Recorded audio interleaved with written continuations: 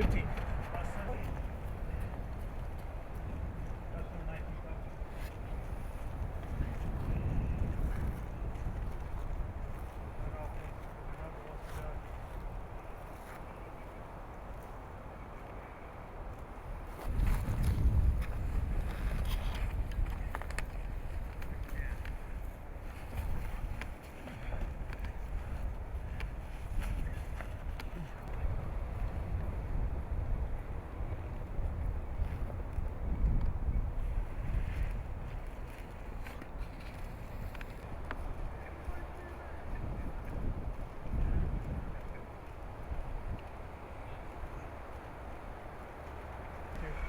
Roster number 32.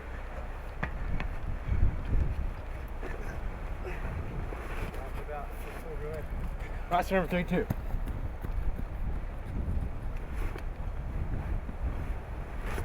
Three, four. Now it's done. No, you want 6-0, sorry.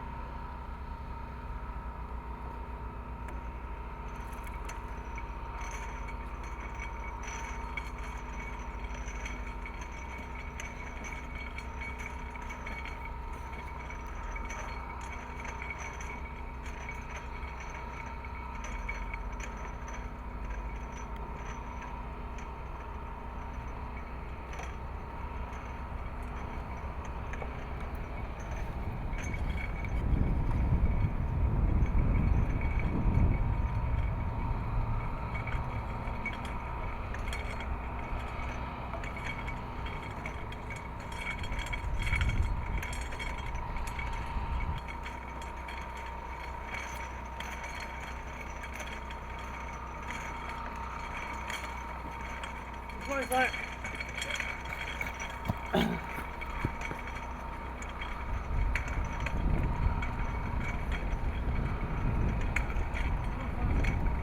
Sponsor.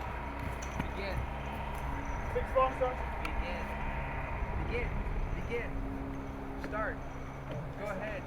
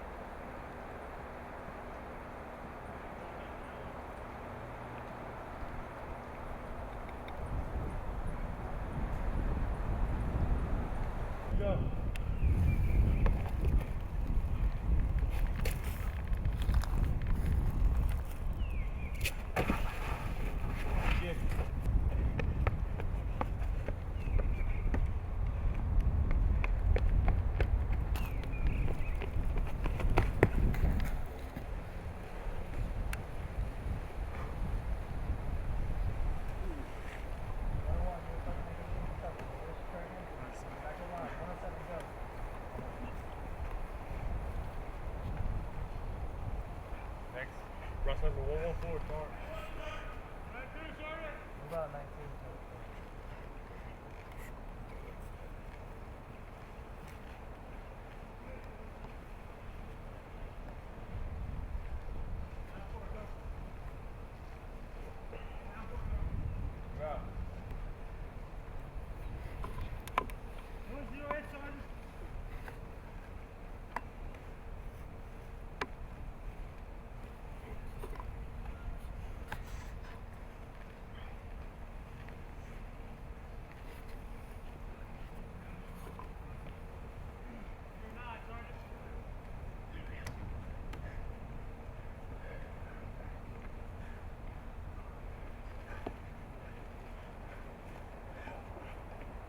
Next.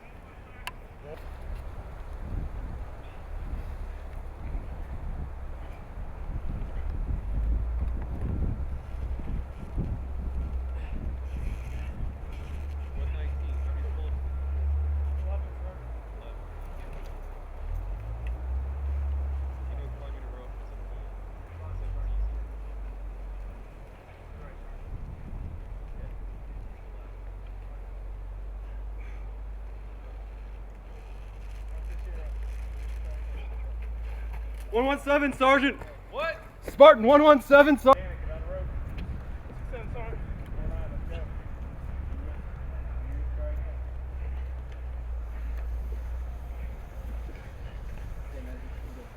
Four, Sergeant. Actually, 149 go right side, you go left side.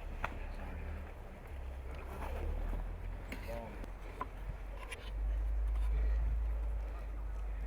Mechanic gets off the road, or road bridge, and you can see. 121, Sergeant. Yep. Echo 2, did you copy?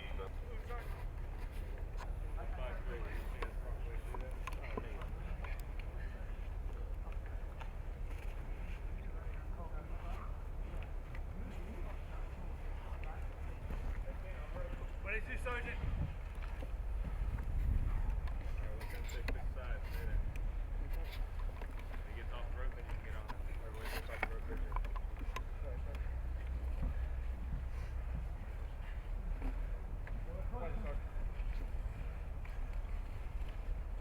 Sergeant.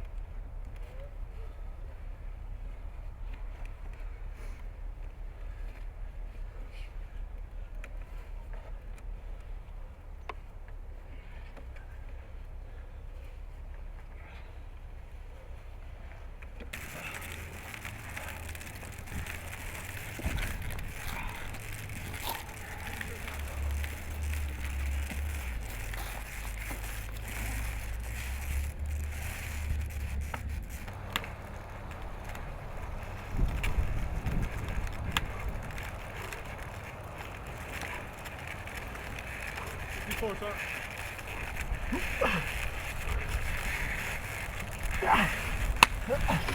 219, Sergeant. 229, Sergeant.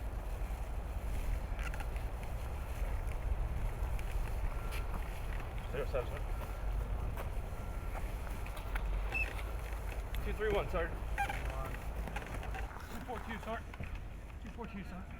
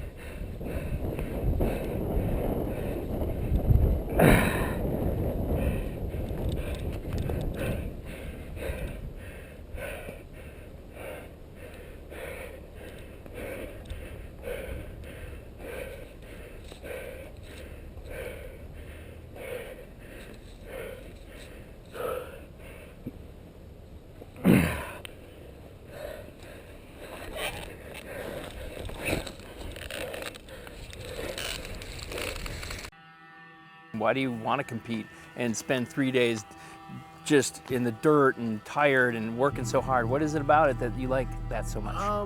You put me in an aid station or a hospital and I will go nuts. On this episode of Soldiers, we find out what it takes to be crowned the best medic in the United States Army.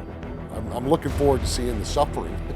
So you take a certain amount of joy in that, don't you? You gotta be a little sadistic when it comes to creating competitions. Team 25! Because if you don't make it challenging, if you don't make it worth a flight when you get here, then why even have it? We linked up with 2 soldiers from the 10th Mountain Division who are back for a second chance. And as soon as they announced the winners, I looked at Jared and I told him like, hey, like we're coming back again. Him and I have one of those love-hate relationships. Things are either really good with us and there's like... Grab that head! All the teams that were here to compete at Best Medic were talented, but finding a team that wanted to come back and go through this insanity again, this was a no-brainer.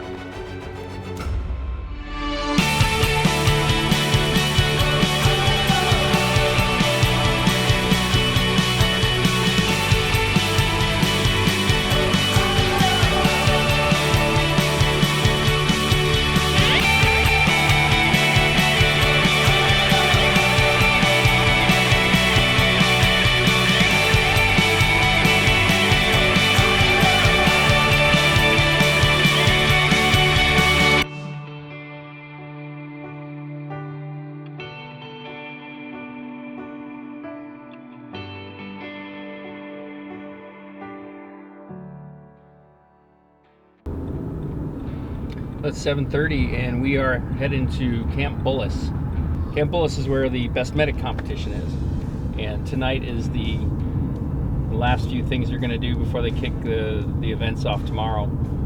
And we're gonna pay particular attention to a group of soldiers from the 10th Mountain. It's 2 soldiers and they actually competed last year, so they're back for more. Right on the lake. Yeah, I'm over on the lake here on the side. So let me ask you, did you join when your first enlistment was? Did you come in as a medic? I did, yeah. Okay. What drew you to that? My dad, when I told him I was joining the Army, my dad said, join anything that's not infantry. He didn't want me doing infantry. And I thought I'd be slick because I knew the medics worked with infantry, so I became a medic just as a way to underhandedly go work with the infantry. Yeah. And what about you? What was your draw? Did you come in as medic too? Yeah, I came in as a medic. I had a brother who was in the medic. He was in the Air Force. He was in the medical side, but it was I don't know why I did it, honestly. I picked the job that they offered me a bunch of jobs. Like, man, maybe that job could transfer over to something, when I get out. So I was like, yeah, I'm just gonna be a medic. I love it. So when we cover a competition like this, it's really important that the crew doesn't get in the way. So after talking to them for a couple minutes, we figured it would be best to leave them alone, let them get their rest, because they were going to need it. These that I see here, are they... On the first day of the competition, we met Master Sergeant Mike Eldred. Now, he's the mastermind behind this whole thing. He'd been planning this competition for 2 years. Let's take a step back and tell me a little bit about the history of the Best Medic competition. How long has it been going on, and when did it start? It started in the 80s as the Expert Field Medical Competition. 1, 2, 3. It was an opportunity for us to take the best of the best and demonstrate their knowledge and skills. I think what I'm seeing is there's a real desire to test them on all levels. Physical, mental, we're testing cognitive abilities, we're testing their ability to think. And at the end of the their day, emotional level. You know, I'm putting them in circumstances where they're going to have, you know, they're going to have reactions, emotional reactions that'll be, you know, part of their stress level. Because combat is unpredictable. That's right. That's right. Yeah, get some. Yeah. We're trying to incorporate agile, adaptive, you know, thinking processes, using critical thinking processes into their decisions. I'm looking forward to seeing the suffering.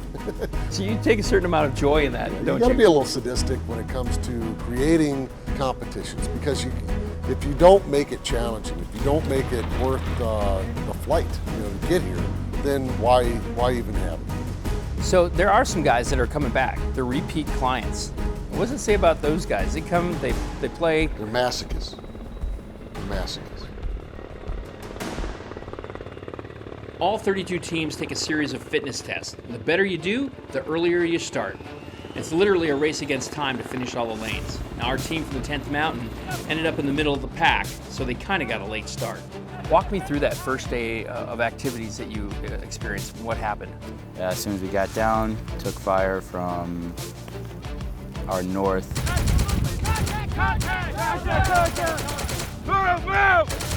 Had to return fire and bound into cover, which was a wood line 100, 150 meters out. Him and I have one of those love-hate relationships. See, things are either really good with us, and then there's like 10-minute stretches where I want to knock your teeth out. And Ready? Let's go. Grab each other by the throat, but you know, at the end of it, you know, we went through it together, and you know, it helps you build, you know, relationships. Something he mentioned yesterday was, we've done a lot of sucky stuff together. Yeah. Yeah, it's good. We make a good team. Present. We dragged him to the wood line, treated him some more. Transitioned to a Skegco, which is a flexible litter that you can use for hoisting operations. Let's go. You know, tell me about why you're here again this year. How did that come to be?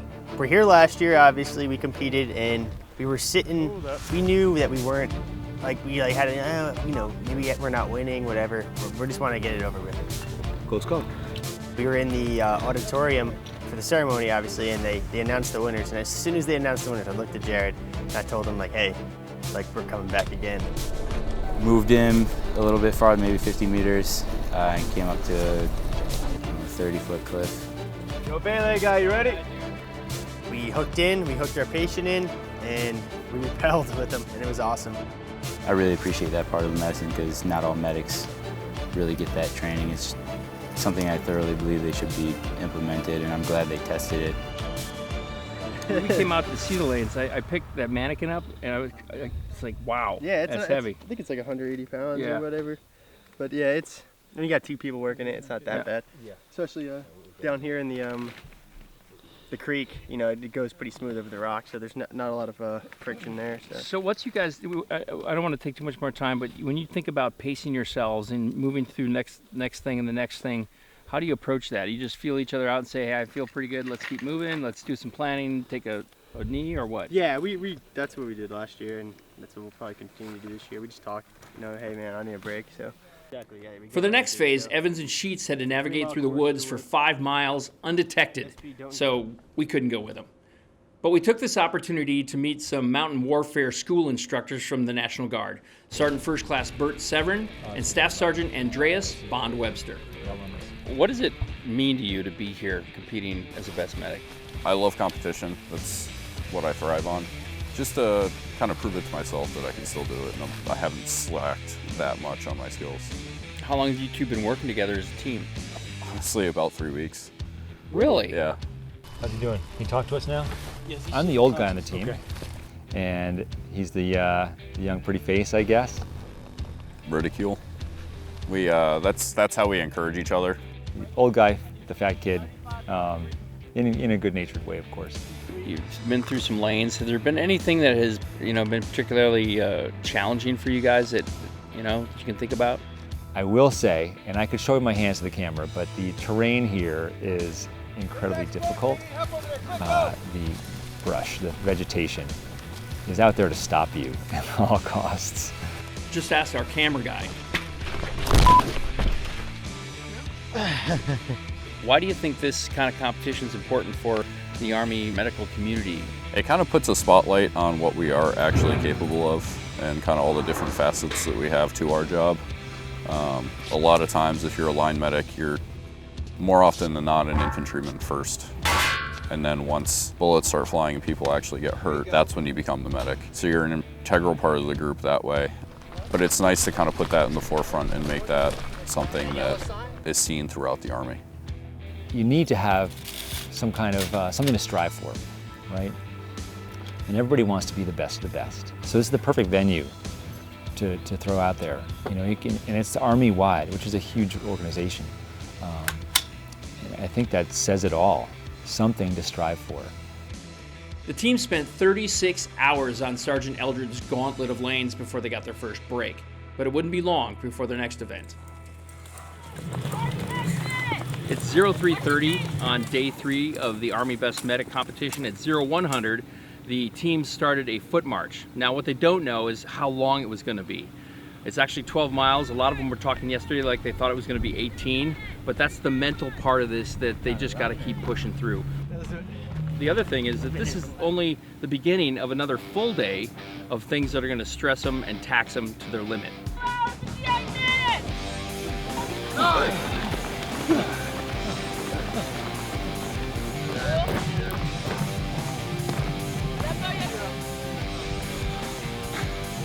Hard. Team 25. Where's the finish? Our team from the 10th Mountain finished in the top 7 of the foot march. Wasn't that bad. Yeah, this wasn't bad. Our feet held up pretty good, so that's good. Now you get the rest a little bit. Now I get the rest and eat peach rings. That's right. Uphill the entire way, yeah. That's what there are other people saying that, you know. Yeah, that was the only really bad part about it was that it's uphill. Aside from that, it wasn't too terrible. Heard there on the road march, there was someone who actually dropped out and then said, "Forget it, we're gonna get back in." There might have been something like that. Oh.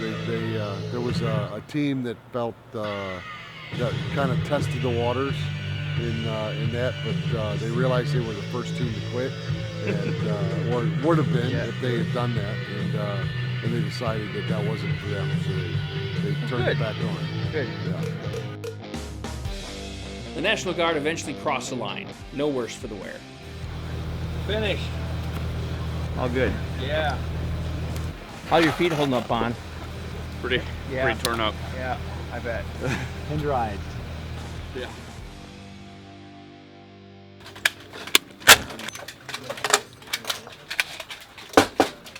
As the sun comes up on the final day of the competition, the teams still have no idea where they stand.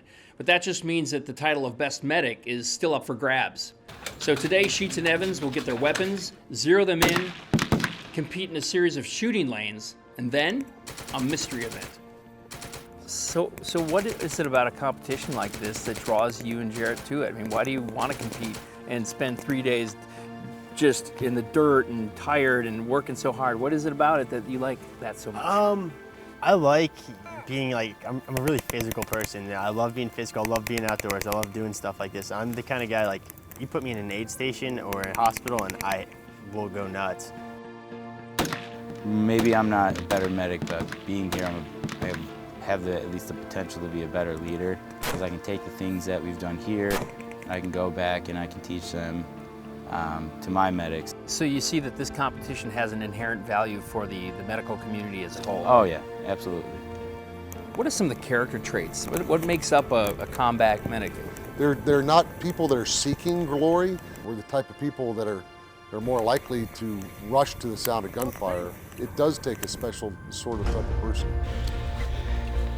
I was probably never like this before I joined the Army, but I became a medic and I was assigned my first platoon, BCO 128 Infantry. Those are your guys and they depend on you, and it's just having that these guys are, they really need me. Just I guess that sense of it's a pretty indescribable feeling. I don't know. I just enjoy helping people, and the fact that I can change someone's life drastically for the better it's awesome. I do want to ask you, how you think you did this year? I think we did a lot better than we did last year. My partner's gonna say we did top 5. making I like to. I'm more of a cautious person. I like to say that we were in top 10. That's good. To get a bigger bite than that. Last year we took 11th. This year, I'm thinking we did better than that. This is something the crew and I talked about a lot, and that is where are these guys going to end up? At the end of the day, we thought they'd place in the top 5. A compassionate heart, a sound mind, a skilled hand, a deadly shot, and yes, a strong back. Shoot, move, communicate, survive, save, and adapt. That's our art, and that's our science. So our second place team from the 10th Mountain Division, Sergeant Jared Sheets and Sergeant Matthew Evans.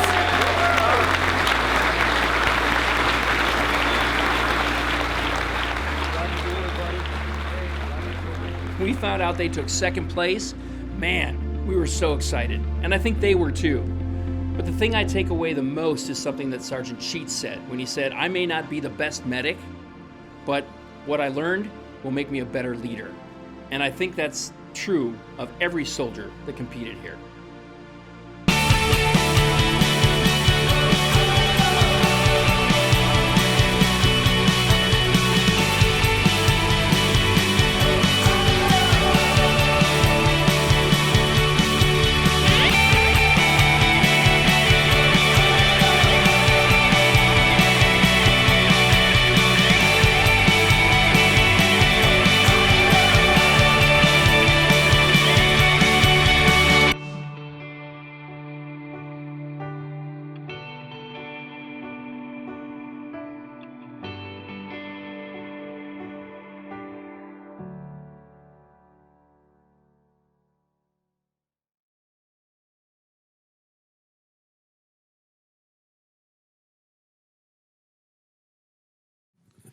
Chairman Dent, Ranking Member Wasserman Schultz, distinguished members of this committee, thank you for the opportunity to update you on the quality of life of our soldiers and our Army. Today I am joined by my wife Holly, but I'm also joined by the rest of the Army team. Command Sergeant Major Chris Kepner of the Army National Guard is here, and a representative of the Army Reserve, a proud representative of the entire Army, is our NCO of the Year, Sergeant First Class Moeller. And on behalf of over 1 million soldiers and their families, we would like to thank this committee for the work you have done to ensure that they have the necessary resources to fight and win. We ask that Congress continues to make military readiness a top priority, as they did last year with the National Defense Authorization Act. Not only did you address readiness with the end strength, but you restored support for our soldiers and families by authorizing their largest pay raise in 5 years. The last time I testified before this committee, our Army was well underway with force structure cuts. But today we're growing, increasing by an additional 28,000 soldiers across 3 components does present a challenge, but rest assured, it will be accomplished without degradation of readiness. After visiting and talking with thousands of soldiers and families over the past year, I believe their quality of life is okay. If we want to continue to retain and attract quality people under the current end strength of our all-volunteer force, we must continue sustainment efforts, as was the case in last year's Congress.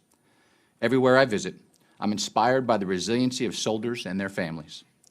The things we ask of them, however, is not commensurate with the quality of life that they have been given. Frankly, it never will be. But we can certainly provide better than we do right now. The long-term impact is what is concerning. If we continue to be placed in positions where we must choose benefits or training, we will certainly lose out on quality and talent down the road.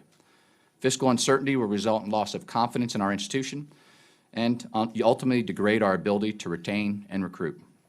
This includes appropriations for equipment, training, and manpower, but also includes a consistent, predictable budget that supports benefits and services throughout the entire soldier life cycle: recruit, retain, transition, and veteran status. The impact extends beyond our current force and continues to reap benefits when soldiers transition out of the Army and into civilian life. Veterans influence the people in our communities. That influence shapes perceptions and confidence, which undoubtedly affects the quality of recruits we receive and the talent we are able to retain. Our latest attempt at education reform in our Army is credentialing assistance. I'm asking you for your help in this effort because it impacts every aspect of the soldier life cycle and our society, not just the military. For years, we have providing our soldiers with world-class training and education, much of which already directly translates to civilian occupations. And by providing our soldiers with access to additional and self-directed credentialing and certification opportunities while in service, we can help fill the gaps that exist in our nation's workforce, bring more contributing members of society into your districts, and put veterans to work. Our soldiers have engaged in combat operations for over 15 consecutive years. Yet public perception often is that we are not a nation at war.